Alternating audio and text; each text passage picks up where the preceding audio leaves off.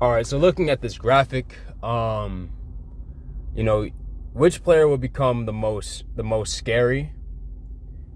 Like, if you were a team, and this was something to look out for on the scouting report. Allen Iverson is now 6'6" tall instead of 6 foot tall. Russell Westbrook has, shooting prowess that rivals Stephen Curry. Carmelo Anthony and his playmaking ability is now something that has to be, taken into account. Or the fact that, now James Harden is overall seen as a two-way player. Who becomes the most scary when it comes to looking at the scouting report? Well, I would have to say that who do these players become like if this kind of happens? Now, I would have to say that I'm going to start with Russ. Russell Westbrook basically becomes a shorter Ray Allen when Ray Allen was in his prime. Now, I won't say Ray Allen has the same shooting ability as Stephen Curry, nor does he have the same level of athleticism as Russell Westbrook. But just as a composite, what player had, at least from what I could understand, to have those physical attributes, a good shooter, plus being a very well-to-do athletic finisher. You got Vince Carter and you have Allen Iverson. No, sorry, not Allen Iverson. I guess you could say Allen Iverson was a good shoot, could shoot, but he wasn't on Stephen Curry's level of shooting. So he's either a shorter Vince Carter or a shorter Ray Allen. And the only thing is that Russell Westbrook still does not necessarily have the level of shot selection. And I'm just going to put it like this. I'd say that he has the shot making ability, because we've seen him shoot long distance threes. He just doesn't shoot them. He doesn't make them consistently. So giving him Steph's abilities, does that necessarily automatically mean that now those 30-foot bombs that he just heaves up in the middle of games, do they go in or do they miss? Because we've seen Stephen Curry miss shots. Stephen Curry is a very good shooter. He's probably the best shooter of all time. But I wouldn't necessarily say that Russell Westbrook becomes the best shooter of all time just because he's got the ability to shoot like Stephen Curry. Because shot selection still has everything to do with it. It's pretty obvious that Russell Westbrook favors his ability to score at the basket than he does his ability to shoot. So I still think that, you still have to watch out for a guy like Russell Westbrook, who plays at such a high velocity that, if he's able to start making, shots like Curry in late games, that's pretty much a one-man team right there.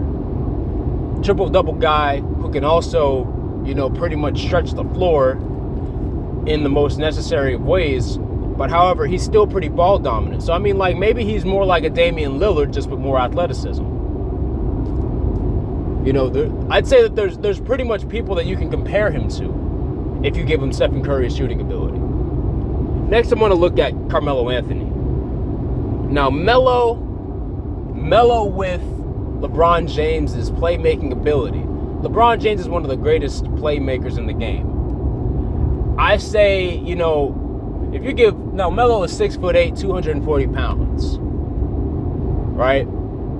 That's 10 pounds and an inch taller than another player who plays pretty similarly to he does in Luka Doncic. Now, Luka is not a face-up guy. Luka's a face-up guy, but will use his back and does do a lot of playmaking, does look for a lot of guys who are moving off the ball.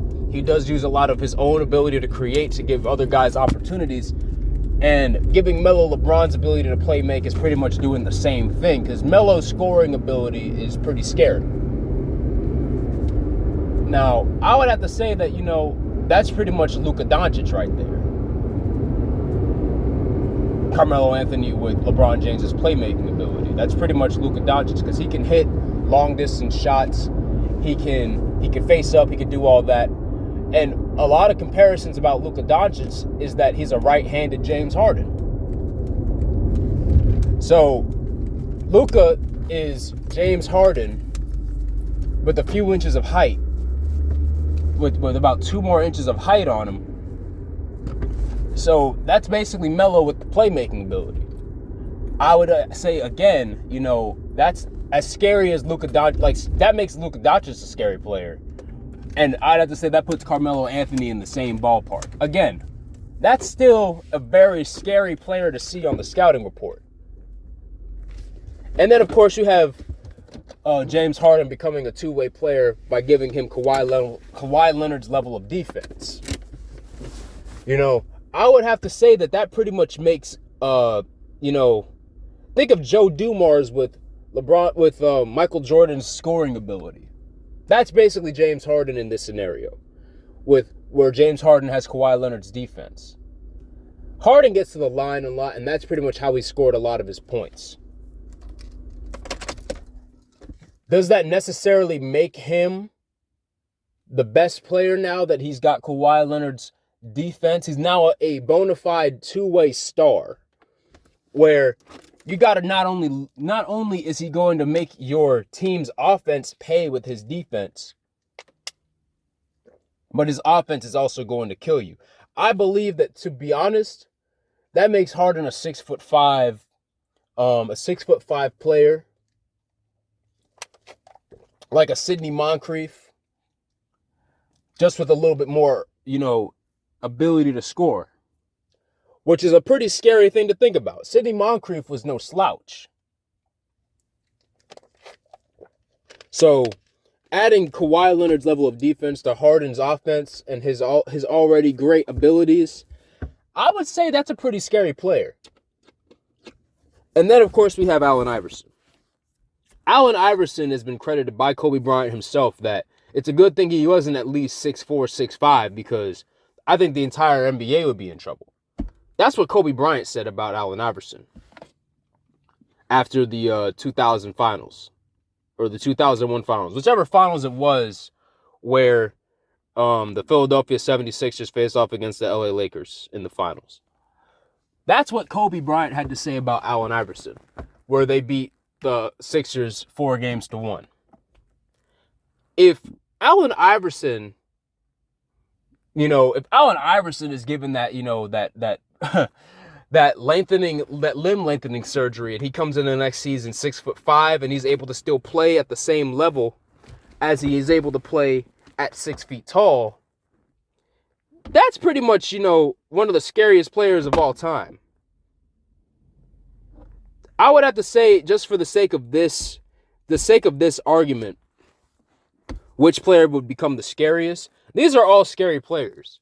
And any of these players with these added attributes, you'd be lucky to have a guy like this on your starting lineup. But for the case of argument, I say the most scary player here becomes Allen Iverson. At 6 feet tall, with what he brings to the table already at 6 feet tall, giving him a few extra inches of height makes him that much more potent on defense, makes him that much more potent on offense. Meaning he can now effectively score over people in ways that he wasn't able to score over people at 6 feet tall. Now he's more effectively able to lock down his primary defensive assignment all on his own, without having to defer to another player who may have more physical tools to stop Allen Iverson's his guy. AI can now pretty much lock down anybody. So long as they're between the heights of 6'3" to 6'8", he can pretty much lock them down.